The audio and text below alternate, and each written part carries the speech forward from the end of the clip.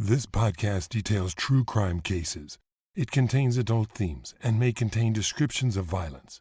It is not intended for children. Listener discretion is advised.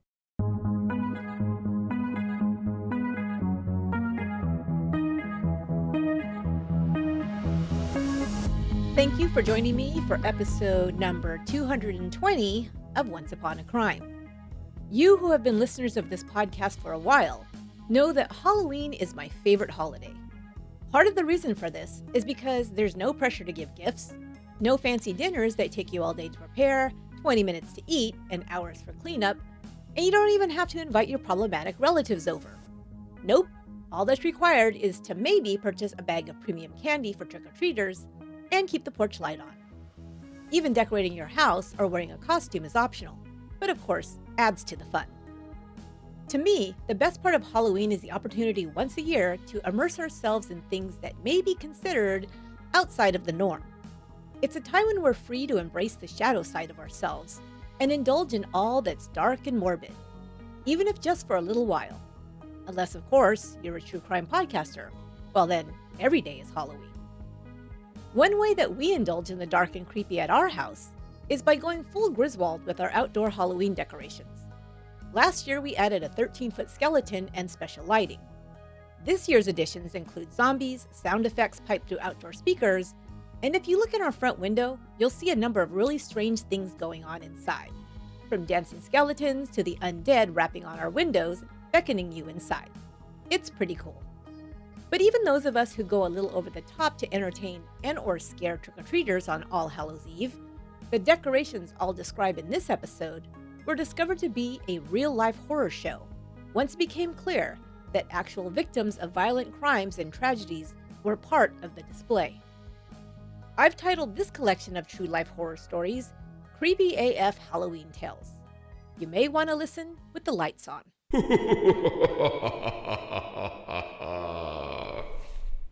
Over the years, with the advancements in technology, it's now possible for regular people to create amazing holiday displays in front of their homes and businesses. Lighting, sound, animatronic figures, and more have all become more affordable and easier to set up in the last decades.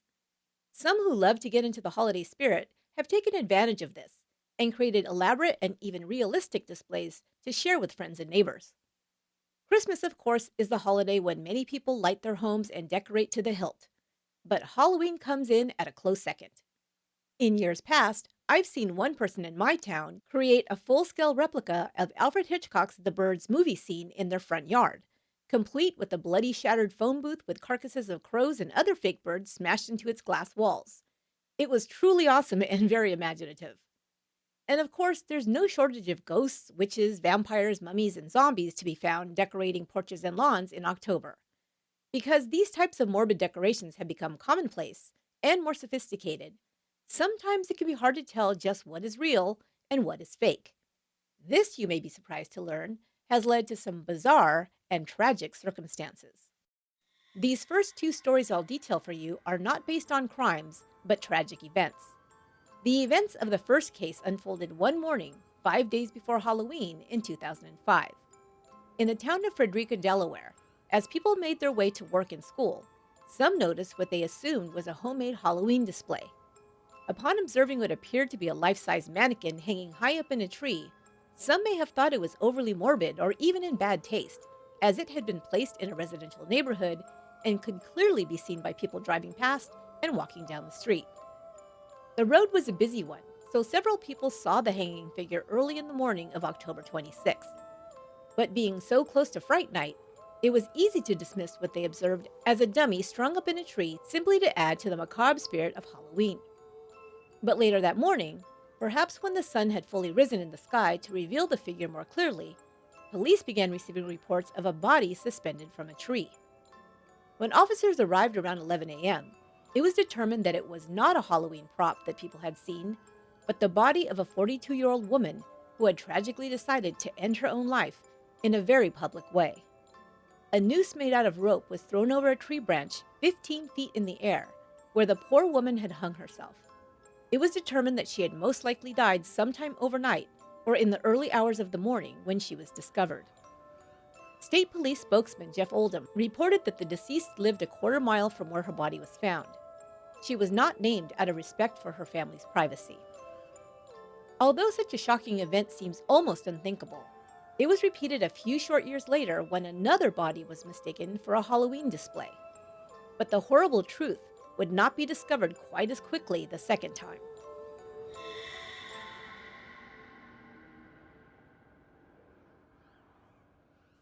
In Marina del Rey, California in 2009, a body seen slumped over a chair on an apartment's balcony appeared fake to the many residents who happened to see it.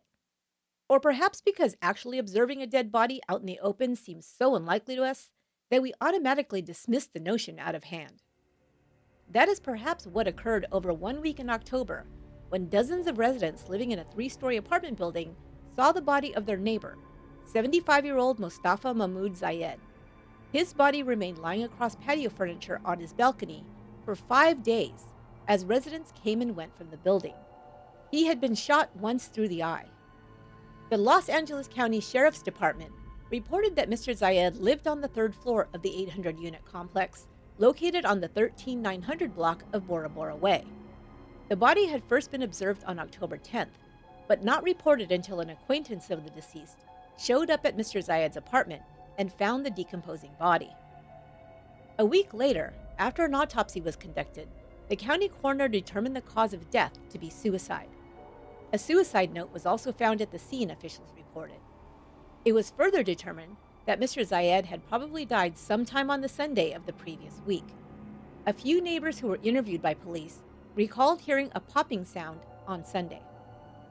Mr. Zayed's body was in plain view from the street, but a number of factors may have contributed to the length of time it took to make the discovery. The layout of the apartment building was such that the body was partially obscured by the balcony's railing. In addition, it had been a cold and rainy week, and many of the over 1,000 tenants in the building had remained mostly indoors. Those who had seen the body said they didn't think to call police because they couldn't imagine what they were seeing was an actual dead human being. One resident of the building, Austin Raichbrook, said, "He looked fake. It looked like somebody had thrown a dummy over the back of a chair." Another resident who heard about the body, but had not seen it, commented that the whole ordeal was, quote, "a little creepy." The deceased, Mustafa Mahmoud Zayed, was an accomplished structural engineer who was called brilliant by those who knew him. He had worked on large-scale projects including high-rise buildings in downtown Los Angeles. His friends said he was well-liked, a gentleman, and a trustworthy and reliable friend. Originally from Egypt, Zayed was highly educated and a lover of the opera, the theater, classical music, and spoke multiple languages. Dr. Jim Moore, a friend of Zayed, said the engineer had traveled around the globe and loved to tell stories about his adventures. He was a swell fellow all around, Moore said. You could sit with him easily and listen to his stories all night long. He was just a wonderful man. Others expressed shock and disbelief that Zayed had ended his own life. It's totally outside of his character as far as we knew, said a woman named Patricia, who called Zayed a dear friend. If you or someone you know is struggling with thoughts of suicide, you can access help in the U.S. 24 hours a day by calling the National Suicide Prevention Lifeline at 1-800-273-TALK. That's 1-800-273-8255.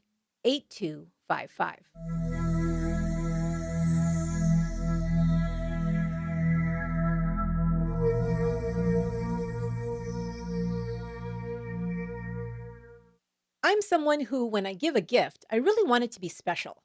But because everyone is so unique with their own interests, tastes, and personalities, it can be difficult to find that uniquely personal gift for those I care about. Uncommon Goods makes it easy to find unique and truly original gifts for anyone. Men, women, teens, your in-laws, friends, and anyone else who's on your gift-giving list this year. Uncommon Goods wants your holiday season to be stress-free. So to get started, you have to check out their selection of thousands of really cool, unique, and one-of-a-kind items. Here are some of the really great gifts I've found. For my friends who are sensitive to universal energy, a Mercury retrograde protection candle. For my literature-loving friends, a World of Jane Austen puzzle. And for my pet lovers, handmade sofa pillows with the cutest dog faces hooks sewn on them that you have ever seen. Uncommon Goods has everything from jewelry to kitchen items, art, and more. And you'll find items you haven't seen before that make such special gifts. They even have a number of gifts you can personalize to make them even more special. Many products are handmade or made in the US. And with every purchase you make at Uncommon Goods, they give $1 to a nonprofit partner of your choice. And that's just one of the very best gifts you can give, in my opinion. So far, Uncommon Goods has donated more than $2.5 million to nonprofit organizations. To get 15% off your next gift, go to uncommongoods.com/once. That's uncommongoods.com/once for 15% off. Don't miss out on this limited time offer. Uncommon Goods. We're all out of the ordinary. In my younger days, I had thick, curly hair. Remember the 90s big hair days? That was me. Hey, I was a rocker chick, and big hair was mandatory. But as I aged, my hair was no longer as thick and strong as it once was. Like 30 million other women, I was experiencing weakened and thinning hair due to factors like stress, hormones, the environment, nutrition, and metabolism. Neutrophil is a supplement that supports healthy hair growth from within by targeting these 5 root causes of thinning hair. Neutrophil is physician-formulated and 100% drug-free, made with medical-grade botanicals in consistently effective dosages to provide the most reliable results. Take Neutrophil's online hair wellness quiz to find out which of their 2 targeted formulas for women is best for you. Each one is clinically shown to improve hair growth and thickness with less shedding through all stages of life. I'm excited to see a difference in the health and thickness of my hair. Hey, maybe I'll be a hairband girl again. Just kidding. That ship has sailed, but I still want my hair to look great. And 86% of women reported thicker, stronger, faster growing hair after 6 months with Neutrophil. You can grow thicker, healthier hair and support our show by going to Neutrophil.com and entering the promo code ONCE to save $15 off your first month subscription. This is their best offer anywhere, and it's only available to U.S. customers for a limited time. You'll also get free shipping on every order. Get $15 off at Neutrophil.com, spelled Nutrafol.com, and use promo code ONCE.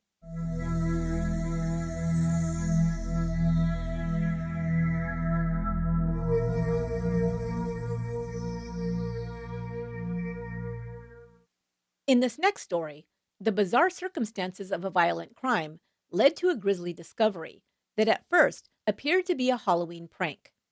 Just after 8 a.m. on Tuesday morning, October 13th, a woman walking her child to school saw a figure hooked onto a chain-link fence in Chillicothe, Ohio. Because it was so close to Halloween, Tammy Dixon assumed it was a prank meant to spook passersby near her North Brownell Street home. She glanced at it quickly and then hurried her child off to school. Just a few minutes later, a man walking his dog saw several items discarded near an American Electric Power substation. A chain-link fence ringed the power plant at the edge of a quiet working-class neighborhood, and the items were lying on the ground outside of the fence. As he approached the corner of Hardin Drive and North Brownell Street, the man saw a cell phone, a state ID card, and a shoe. He retrieved the ID card and cell phone and continued on his way home. He planned to contact the police to find out where to turn in the items, assuming they'd either been lost or stolen. Meanwhile, at about the same time, construction workers who had arrived to work at the AEP lot also noticed the figure hanging from the fence. But when they investigated, they saw that it was not a Halloween prank, but the body of a woman. One of the workers ran off to phone the police, while the other 2 took the body down from the fence and laid it on the ground, not immediately sure whether she was alive or dead. By the time help arrived just minutes later, it had already been determined that the woman was dead. She had obviously been beaten. Her face was almost unrecognizable due to the number of injuries she had sustained. The construction workers who removed the body from the fence reported to police that they'd found the woman hanging by one shirt sleeve, which was caught in the chain links. It appeared she had been either trying to climb up or down the fence, most likely trying to escape her attacker. Her sleeve, it was theorized, had become entangled as she tried to flee, trapping her and leaving her tragically at the complete mercy of her killer. Her body was found just 200 yards from where the items had been discovered by the dog walker. It was his tip about the found ID card that helped to identify the victim as 31-year-old Rebecca Cade. Homicide investigators were dispatched to the crime scene, where they discovered a trail of blood leading towards the fence line, suggesting that Kate had already been injured when she was overtaken and beaten to death by her attacker. Just yards away, the apparent murder weapon was discovered. A large rock described as the size of a grapefruit was found covered in blood. Investigators began interviewing everyone who knew the victim in hopes of identifying her killer. Rebecca Cade was born and raised in Chillicothe, Ohio, home to about 20,000 residents, located about 45 miles south of Columbus. Rebecca's friends and neighbors described her as a sweet girl. A friend and former roommate said Cade had learning disabilities and was easily manipulated. She was very gullible, very easily misled, Tabitha Long told ABC News affiliate Up North Live. As long as she thought you were her friend, she would do just about anything for you, Long said. Cade was the mother of a 15-month-old son who was being raised by his aunt Denise Hughes. Cade had long struggled with addictions to drugs and alcohol, but still tried to provide what she could for her child. Hughes told investigators she'd last seen Rebecca a week or so earlier when she'd come by to purchase diapers and food for her son, Brian. Hughes had taken her to the store to make these purchases. Cade didn't mention having problems with anyone at that time, Hughes said. Hughes, the sister of Brian's father, told reporters that Rebecca had tried many times to get her life together. She had friends and family who cared for her and whom she lived with on occasion, Hughes said. But when she was drinking, she disappeared into the streets, often landing in jail on one minor charge or another. After being released, she'd attempt once more to stay sober, but soon the cycle would begin again. She made a lot of mistakes, Denise Hughes said, but Rebecca didn't deserve that, what happened to her. She was always running the streets and always doing the drugs, but she had people who loved her. I hope she knew that, Hughes told Up North Live. Police learned that just a few months before her death, Rebecca had been badly beaten and was hospitalized for her injuries. Hughes had gone to the hospital to see her, but said Rebecca had no memory of the attack. Piecing together the victim's last known movements, investigators soon zeroed in on one man, 27-year-old Donnie Kokenauer Jr. Just hours after her body was found, Kokenauer was located and taken in for questioning. He admitted to police that he and Rebecca had gotten into an argument just hours before she was found murdered. He said they'd argued near the railroad trestle near Brownell Street. Kokenauer had a long criminal history, including charges for assault. He, like his victim, had also been diagnosed with learning disabilities, and in addition, Kokenauer had difficulties communicating due to a speech impediment.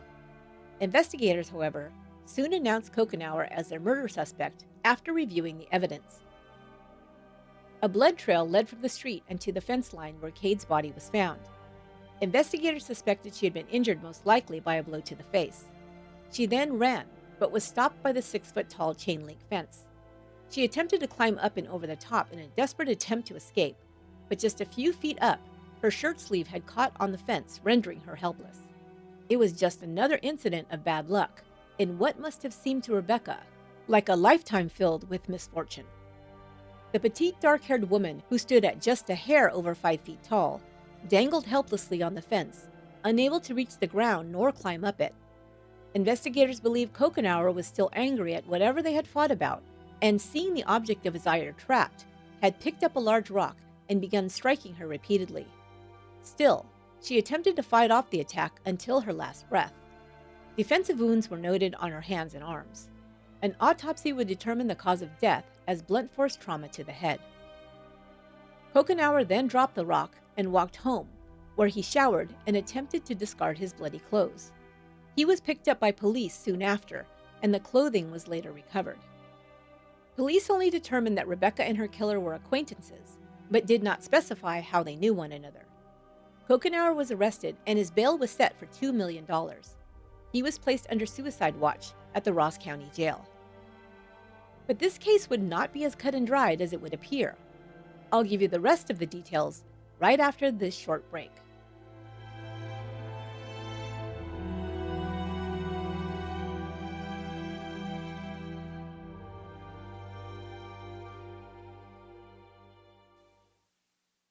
Fall is my very favorite season of the year.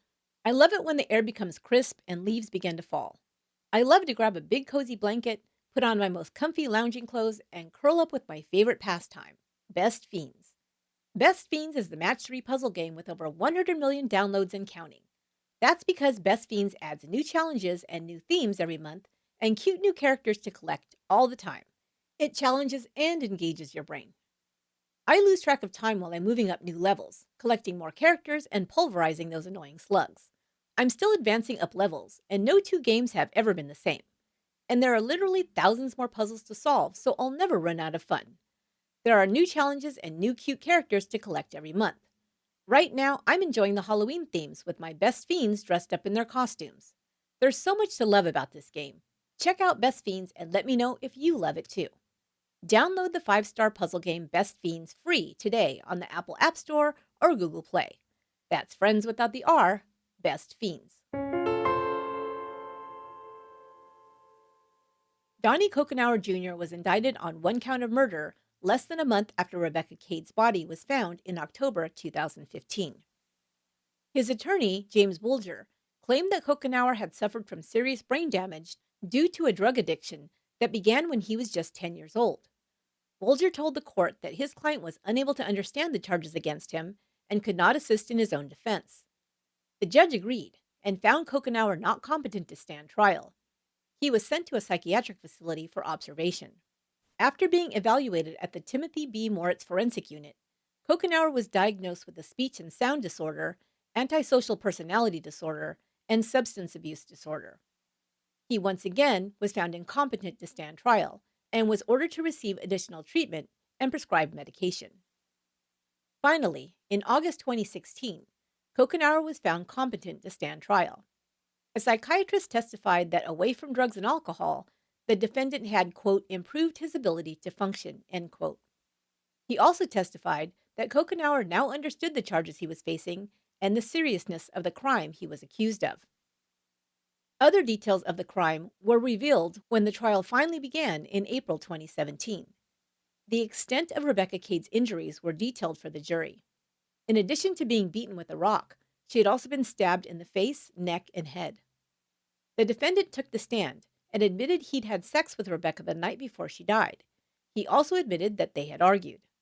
Kokenauer claimed Rebecca had bit him during this argument and he'd retaliated by hitting her. But that was the extent of it, he claimed. The prosecution called Kokenauer's sister, Lisa Frost, as a witness.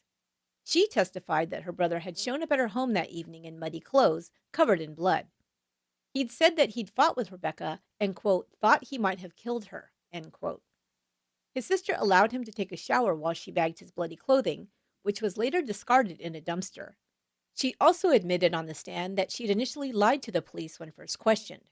Lisa Frost would later be indicted for tampering with evidence and would eventually recant her statement, saying she was on drugs at the time she made it. She would change her story to say that her brother had only told her that he'd, quote, been jumped that night. The prosecution's case presented evidence that blood found on the recovered clothing was analyzed by the crime lab and matched to Rebecca Cade. But the defense was able to cast enough doubt about the night in question and witnesses' recollections. In their version of events of the night in question, a, quote, rowdy bonfire had taken place, not far from the crime scene. Several people had been in attendance, including some people, the defense claimed, who'd been on bad terms with the victim. One by one, prosecution witnesses were portrayed as unreliable. Most had been under the influence of alcohol or drugs, which may have impaired their memory, the defense stated. One witness claimed to have seen a woman follow Cade into an alley and attack her. Still another person called to testify said she'd witnessed Cade get into a car with 3 unidentified people that night. The jury deliberated for 2 days before sending word to the judge that they were deadlocked. The judge asked them to continue deliberations after lunch. They did so, and that evening they announced they'd reached a verdict. Kokenauer was acquitted of the murder charge, for which he could have served 15 years to life if found guilty. Rebecca's parents, Mike and Cindy Cade, sat in stunned silence as the not guilty verdict was read. Only 4 months after Donnie Kokenauer Jr. was acquitted of the murder of Rebecca Cade, he was back behind bars, this time for an assault charge. According to court records, on August 28, 2017, Kokenauer punched a 58-year-old man in the face who had interrupted an argument he was having with a female neighbor. Kokenauer was convicted of assault and sentenced to 30 days in jail. Before beginning his sentence and still out on bail, Kokenauer was charged with aggravated robbery after charging at a stranger, punching him twice in the eye, and then stealing his cell phone. The victim claimed that Kokenauer had also swung a knife at him and made threats. In September 2017, 6 more charges were filed against Donnie Kokenauer, including theft and vehicular trespass. He was held on $15,000 bail. The last information I was able to find regarding this menace to society was a line item in a police blotter from April 27th of just last year, 2020. Donnie Kokenauer Jr. was cited on charges of trespassing and indecent exposure. It does not appear that he served any jail time for this charge.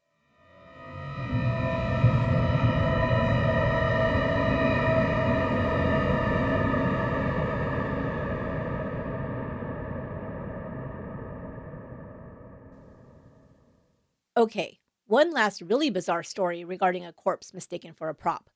But this time, it was done deliberately. If you're old enough, you may remember a television show from the 1970s titled The $6 Million Man. If you're not, and have never heard of it, not to worry, it's not crucial to the story. I learned about this story from Atlas Obscura on Slate.com. That's a great place to find really strange stories like this one. So here we go. This is from an Atlas Obscura blog article in April of 2014, titled, How a Real Corpse Ended Up in a California Fun Park Spook House. Quote, it was 1976. Crew members from the television show The $6 Million Man were preparing to shoot on location at the Pike Amusement Park in Long Beach, California. The plan was to capture Steve Austin, who was the main character of the show, riding in one of the cars along the track of a spooky ride called The Laugh in the Dark. The ride featured a tunnel in which ghouls, demons, and skeletons would pop up and scare you as your car jolted from side to side in the dark. These are also known as dark rides. Those are the rides that you go in with somebody you like so that you can make out, or just maybe try to grab their hand if you're very innocent. Let's continue. While sprucing up the set, a $6 million employee spotted a mannequin hanging from a noose in the corner. He reached for the mannequin's arm, and the arm broke off in his hand. Looking at the dismembered limb, the worker was astonished to see what looked like bone beneath layers of desiccated skin. This was no mannequin. This was a man. The hanging corpse in question was once Elmer McCurdy, an outlaw who died in a gunfight with police 65 years before being found in the funhouse. In 1911, the mischief-making vagabond robbed a train near Okesa, Oklahoma, and then took his spoils, $46 and 2 jugs of whiskey. He then holed up in a barnyard on the Kansas border. Police pursued him and ended up killing him in a shootout among the hay. Okay, I'm going to tell you a little bit more about Elmer McCurdy, and we're going to call him a failed outlaw because he really didn't do very well for himself as an outlaw. So in 1911, when McCurdy tried to rob the train in Oklahoma, the explosives that he used to open the train safe ended up melting the silver that he wanted to steal. His subsequent forays into lawbreaking did not go much better. And this detail I found in an article posted on All That's Interesting from June 22nd, 2020. It says, then when he tried to rob a bank in Kansas, he repeated his earlier mistake and melted the contents of the bank's safe. Then in October, he and some accomplices tried to rob another train in Oklahoma. They wanted to get the Native American tribal payments that they believed the train was carrying. However, he and his accomplices were wrong about the train's departure and arrival times and ended up robbing a passenger train instead. Thus, they were only able to get $46 and 2 jugs of whiskey. When police found him at the barn, McCurdy shot at them and announced that they would not take him alive. So the police shot back and took him dead. End quote. So how did this failed outlaw end up as a corpse in an amusement park in the 1970s? Okay, so here is his journey. McCurdy's body was taken to a funeral home in Pahuxa, but no one claimed it. Seeing a money-making opportunity, the undertaker embalmed him and allowed visitors to view the preserved corpse if they placed a nickel in his mouth. Okay, that is just weird. 5 years into this lucrative scheme, a carnival man turned up at the funeral home claiming to be a long-lost relative of McCurdy and requested to take the body so it could be laid to rest properly. He was, of course, the Atlas Obscura article says, lying through his teeth. Within weeks, the McCurdy corpse was star attraction of a traveling carnival. These carnival owners then displayed the body throughout the United States and titled this oddity as, quote, the bandit who wouldn't give up. Over the next several decades, the body got into the hands of different people wanting to profit from it. Many of them were unaware that it was real. As the body changed hands, it showed up in various places, including an amusement park near Mount Rushmore, the Hollywood Wax Museum, and several haunted houses. Makes sense. So for 60 years, McCurdy's mummy made the rounds of carnivals, wax museums, and haunted houses until it turned up inexplicably at the Pike in Long Beach. By this time, the legend of Outlaw McCurdy was long forgotten, and the body was assumed to be a fake. After the $6 million discovery, police identified McCurdy and sent the body to Summit View Cemetery in Guthrie, Oklahoma, for a long-delayed interment. McCurdy's grave is marked by a stone that lists his death date as 1911 and burial date as 1977, with no elaboration on the matter. A thick layer of concrete atop the casket ensures that the corpse won't go walkabout again. A very helpful note here at the bottom of the Atlas Obscura article. It says, for more on Elmer McCurdy and the full rundown of his travels, pre- and post-mortem, check out Mark Svenhold's book, Elmer McCurdy, The Life and Afterlife of an American Outlaw. That's very interesting. That is so weird, though. So I read that to you because I just wanted to end this Halloween episode on a bit of a lighter note, although it's still kind of a creepy story.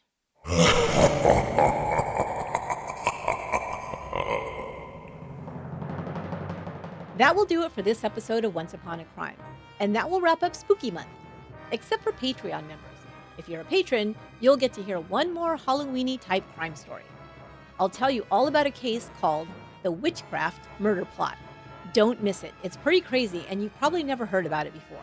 To join Patreon for bonus episodes, early release, and ad-free versions of all new episodes, and cool swag sent to you in the mail, go to patreon.com/onceuponacrime.